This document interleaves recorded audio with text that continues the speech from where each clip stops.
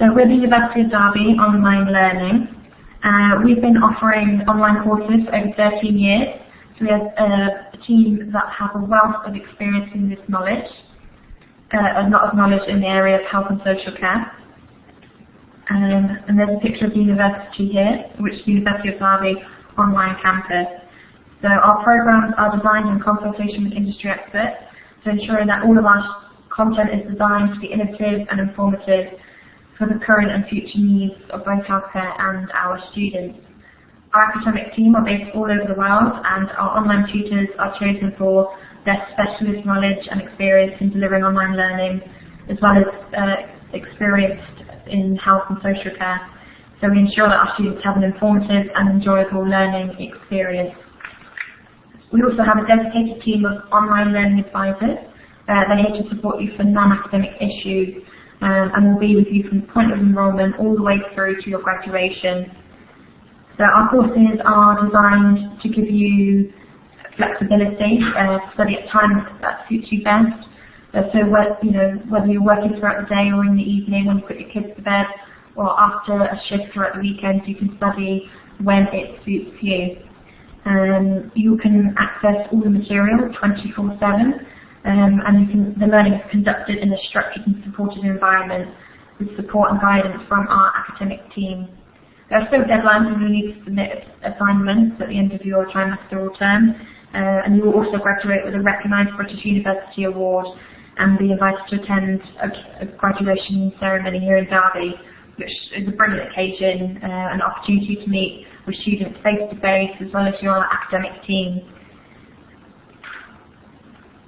So we do a wide range of courses, from short courses, free courses, which MOOC stands for a Massive Open Online Course.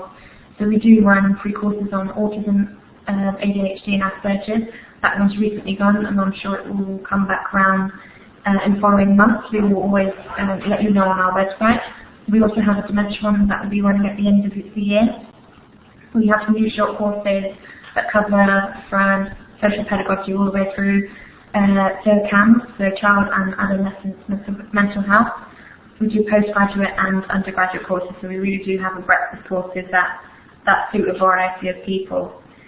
The benefits of studying online are, as I said about the flexibility, they're designed to be practical, so you can apply your knowledge directly to the workplace as you learn, so you can make a real impact in what you are trying to achieve. So before I hand over to David, just a reminder for those of you who have not yet applied, we are now accepting applications for September. The deadline for submissions is the 9th of September, and term will start at the end of September on the 26th. So I'll hand over to David and Vicky now. So over to you. Yeah, well, this is just to say hi really from me, but Vicky's going to do these slides now. But just whilst they're talking, if you just have a think about questions that you'd like to ask us at the end, we'll try and answer them for you. So I'll hand over to Vicky now. That's great, thanks David. Okay, so today we're going to talk about revalidation, which has recently come in for nurses, although it's been in for doctors for a little while. It's something that's new to nursing. Previously we had prep requirements, so every 3 years we would produce some prep requirements.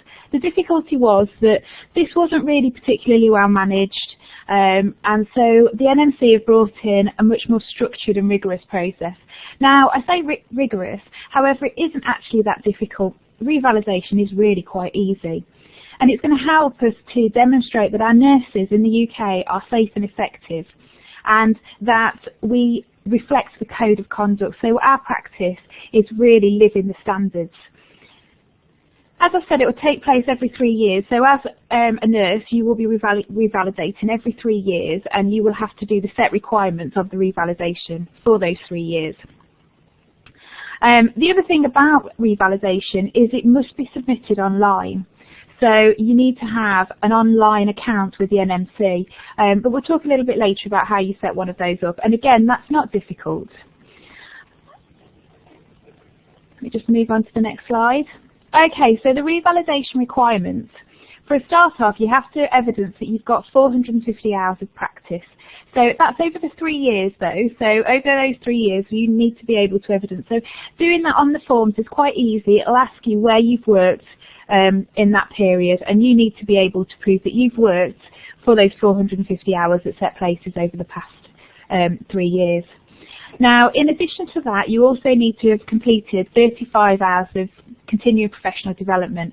20 hours of that needs to be participatory, so 20 hours of that needs to be in training courses where you are interacting and you're tutor-led. And I suppose this is the part really where the University of Derby Online can really help you with that, because we offer courses that are participatory and will meet that 20 hours requirement.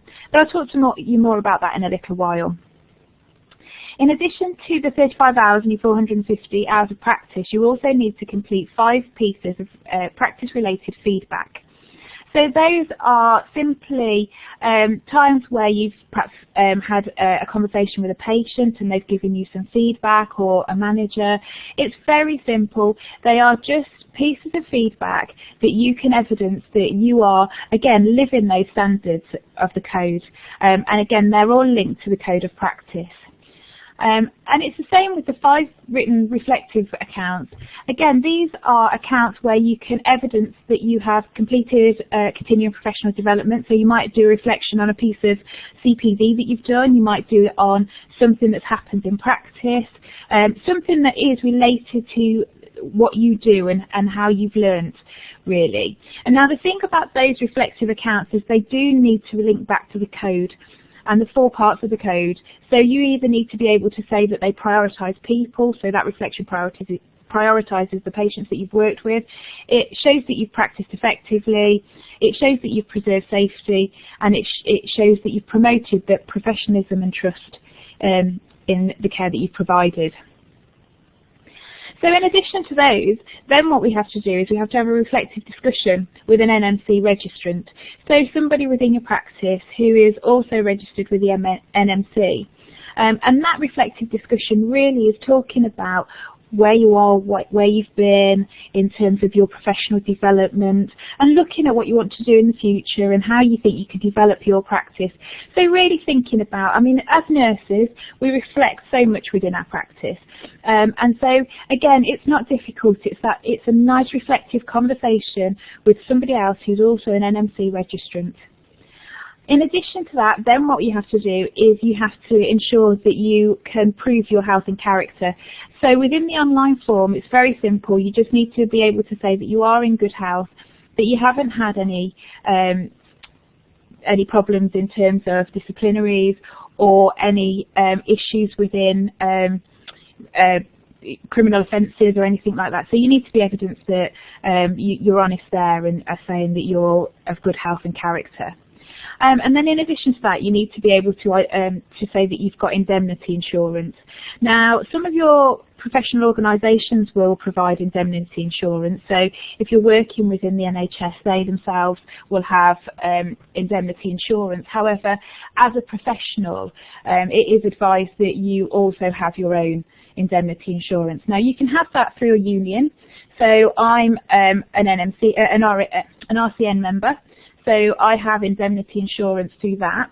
I actually also have indemnity insurance through a private company, and what you'll find is that there are several companies, insurance companies, that if you're practicing outside a professional, like the NHS or a private company that's got insurance, there are some insurance companies that will also give you indemnity insurance. It's not very expensive. But like I say, if you're working within an organisation, and you're a member of the RCN or a union, you'll have some indemnity insurance through that. When you click on the forms that you complete through your revalidation, it will give you the choice. It will give you the choice of, does the company that you work for have indemnity insurance? It will then ask you, if not, are you a member of the RCN? And if not, do you have personal indemnity cover? So it gives you 3 options that you can choose within the revalidation form. And then what happens is you need to be able to confirm all this information. So you need an individual to confirm that you've met all of those requirements. Now, this person could be the person that's done your reflective discussion, but it doesn't need to be. It could be your manager. If they're a non-NMC registrant, they are still able to be your confirmer. So that is just a form that they need to fill out and sign to say that they agree that you have achieved all the revalidation requirements. Now, thinking about how we at the University of Derby Online can help you with your revalidation, we offer some really great courses that would meet the 35 hours of CPD, particularly the 20 hours of participatory CPD that is within the requirements. The reason is that our courses, even though they are online, they are participatory. They are tutor-led, and you have interactions with your peers via discussion boards and also by forums like this where we can have conversations. Our modules count for 200 hours of notional learning, so they easily meet your 20 hours of participatory learning. But in addition to that, we also have short courses, as Natalie alluded to earlier, that equate to 20 hours of participatory learning. So those also, so we have a short course in child and adolescent mental health, which has just run. It's 4 weeks, 5 hours a week for participation. And we also have another course in social pedagogy, which is also very interesting. So you can see that our online courses count for about 20 hours of participatory learning. And it allows you, the other thing that you can do with our modules is you can build on your reflections. So you know how we've talked about within your revalidation, you need to do that those reflective accounts. What we have within our online learning is we have discussion boards, and we have activities that are designed to get you to reflect on your practice and write reflections, and we call them formative assessments. So we get you to document things within your discussion boards, and you also have a personal blog, which is an area where you can document discussions that you want to have, or with your tutor that's away from the group, so it's just for yourself and the tutor, and they again can count. So you could use those and take those reflections and transfer them into your revalidation. So it's trying to think of ways that to make revalidation really realistic, as opposed to being a big piece of work. Actually, we do little things within our courses that mean that you can pull on things to take out to add to your revalidation pack. Right, let me just go into the next slide. Okay, so in terms of the course, our course is for registered nurses with NMC or equivalent international qualifications. So we do take equivalent international qualifications.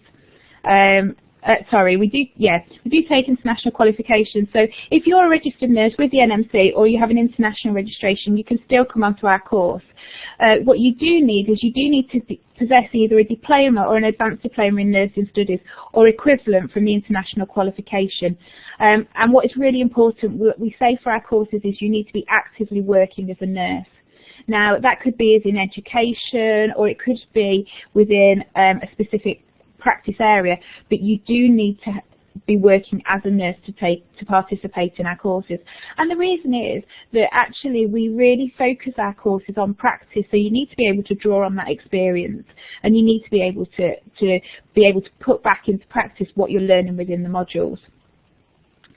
So what we do recognise, however, is that in some countries the requirements for being a nurse are slightly lower than what we would expect in the UK. So there are certain countries whereby to become a nurse, you perhaps wouldn't need the standard of diploma or advanced diploma that you do in other countries. Now, what we don't ever want to do is we don't ever want people to come on our courses and fail. So what we have is we have a pre-diploma, or we can look at people who've got pre-diploma or international qualifications that don't meet our standard of level 5, and we can offer them what we call a certificate in health and social care studies. Now, that course is really designed to facilitate you to be able to study the level 6, so the degree level programme, and build your skills so you can have the skills to do that. Now, in terms of our courses, we have 3 entry points: September, February and May. So we work on a trimester basis. So if you can't, I think, you know, not in many universities, it can be normal that you start in September and that's it. Whereas we have that option where you can start at any point of those 3 points. So it fits around you. And the nice thing about online learning is it all fits around you. You can read your materials and you can study at a time that is suitable for you. So in terms of our top-up degree in nursing, it can take anything from 12 months up to a maximum of 4 years, depending on your entry requirements and your personal pace of study. And there is a link that if you want to apply, that's the link to apply for our courses. Now, just to let you know the modules that we offer. Now, there is a lot of modules here. And the nice thing about our online nursing degree is that you can pick and choose the modules that you want. So as you can see, we've got a variety. Again, you can see that they're very much practice-based. So we have advanced concepts in palliative care, asthma, care in challenging environments. So they're really focused on what you want from the module. We also have leadership modules, so we have leadership and management here.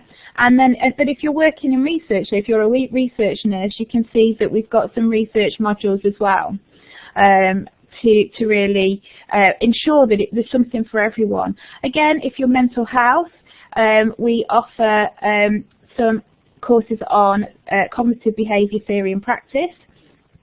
That won't give you a license to practice in cognitive behaviour therapy, but it will give you the underpinnings and help you to use CBT within your area of practice. So you'll be using the theories of CBT as opposed to being a CBT practitioner. And in addition, you can see as well what we also offer is the mentoring in practice. Now we offer a non-NMC approved course, which is for people who would be studying internationally.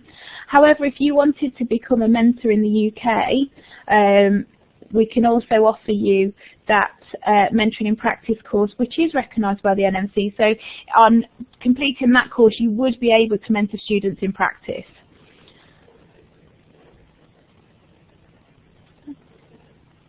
And finally, we'll just chat a little bit about the Certificate of Credit in Health and Social Care.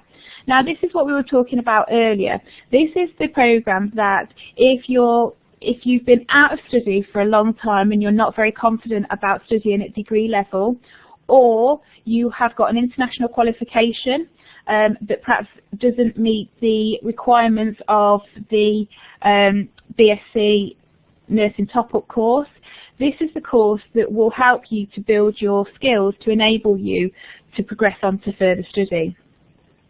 The other thing about this is this would also fulfill your CPD requirements. If you wanted to do just a short, just one module that would help you to progress and develop your reflection and self-awareness within practice. So this course is designed to develop some of your digital literacy in practice, but also to develop the way you critically think about practice, about how you would write reports, how you would reflect, develop your self-awareness. The other thing about this course is that it is a university level qualification, so even if you didn't want to progress on to a degree level, a level 6 course, this course would give you a university level certificate and would help you to meet those requirements that are set out by the NMC for revalidation. Okay, so I've told you a little bit about the course. I'm just going to hand back to Natalie now, who is going to see if there are any questions for us. Excellent, thanks for that, Vicky. It was a really good introduction about NMC Revalidation, gave real insight into the different course and the requirements for the NMC. So we've got some time for some questions now. None have come through on the chat as of yet, so please do ask any questions if you want to hear more about NMC Revalidation or the nursing course, or if you've got any other queries. I do have one question here, Vicky, for you that another student has asked, which is, will this course allow progression onto an NMC nursing programme or any other online courses that we provide? So I'll back to you. Okay, so yes is the answer. What you can use this course would give you a degree in nursing, and so what we could then do is progress on to at the University of Derby Online we offer an MSc in Integrative Health and Social Care.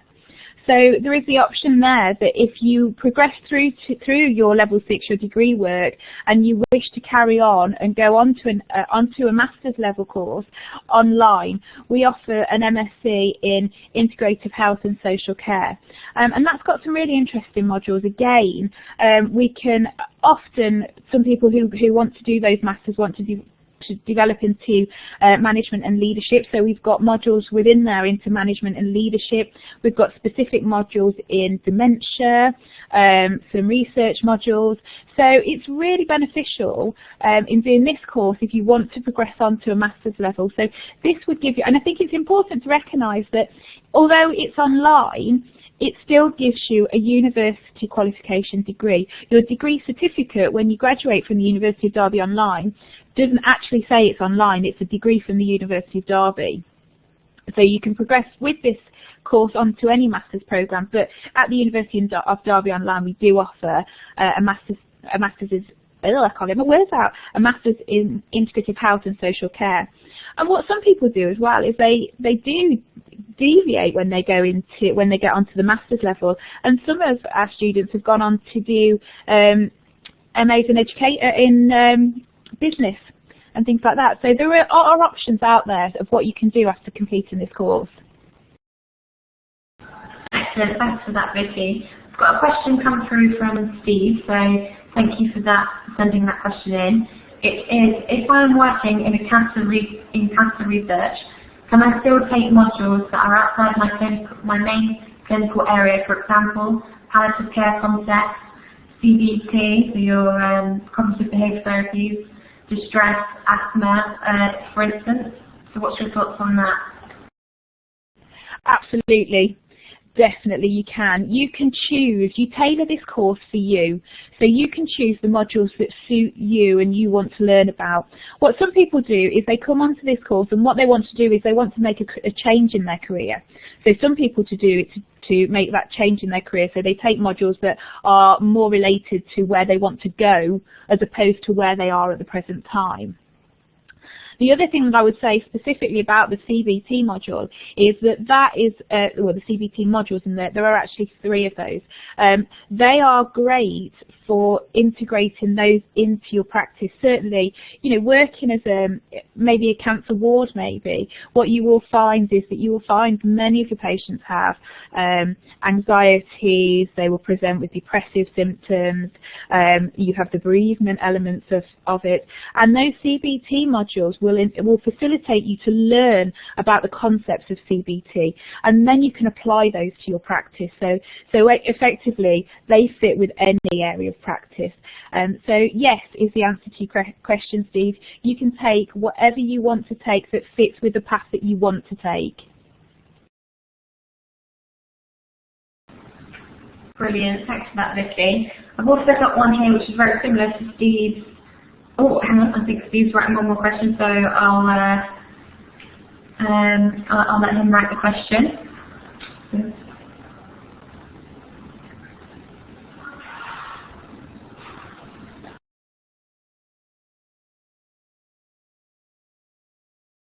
Okay, while Steve is writing his question, I've just got another one. So in terms of career prospects, what can students gain from studying this?